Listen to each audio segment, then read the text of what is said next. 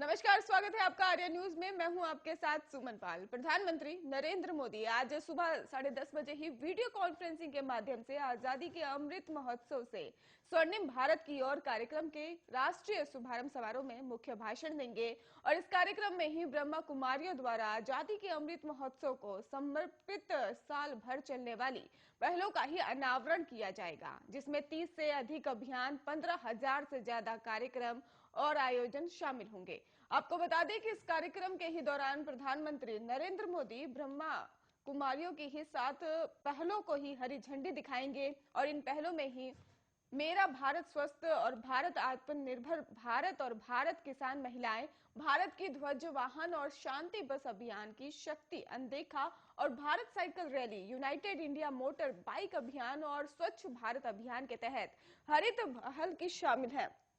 आपको बता दें कि मेरा भारत स्वस्थ भारत पहल में ही मेडिकल कॉलेजों और अस्पतालों में ही विविध आयोजन और कार्यक्रम आयोजित किए जाएंगे और इनमें आत्माधिकता, कल्याण और पोषण पर ध्यान केंद्रित किया जाएगा। इन कार्यक्रमों में चिकित्सा शिविरों और कैंसर जांच, डॉक्टरों और अन्य स्वास्थ्य देखभाल कर्मियों के लिए ही सम्मेलनों के आयोजन आदि शामिल है और इसके तहत ही पहल में ही मासिक स्वच्छता अभियान, सामुदायिक सफाई कार्यक्रम, जागरूकता अभियान शामिल होंगे। और आपको बता दें कि इस कार्यक्रम के दौरान ग्रैमी अवार्ड विजेता श्री रिकी केज द्वारा आजादी के ही अमृत महोत्सव को समर्पित एक गीत भी जारी किया जाएगा।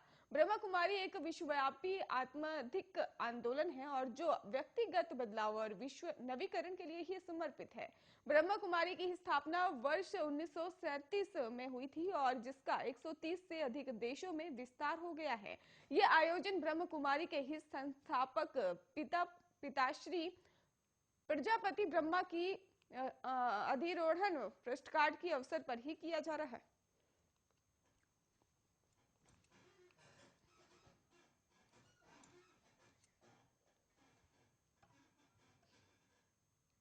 कोरोना की तीसरी लहर के बीते दिनों देश भर में खौफ का माहौल बना गया है। आपको बता दें कि तेजी से बढ़ते मामलों में ही अब तक होते दिख रहे सुधार को लेकर, हालांकि केरल में ही राज्य में कोरोना में ही तेजी देखने को मिल रही है और राज्य में ही बीते 24 घंटों में 34,199 मामले दर्ज हुए हैं, तो वहीं इस दौरान ही 49 लोगों की मौत भी हो गई है। और इसके साथ ही आपको बता दें कि राज्य में कुल एक्टिव मामलों की संख्या बढ़कर 1,68,383 हो गई है और अब तक ही केरल में महामारी से मरने वालों का आंकड़ा 51,000 हो गया है।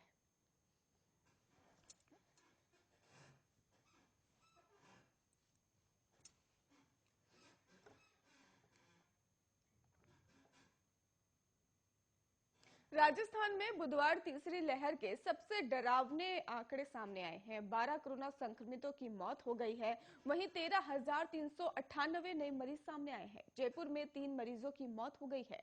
वहीं जोधपुर और बीकानेर में ही 2-2 संक्रमितों ने दम तोड़ दिया है।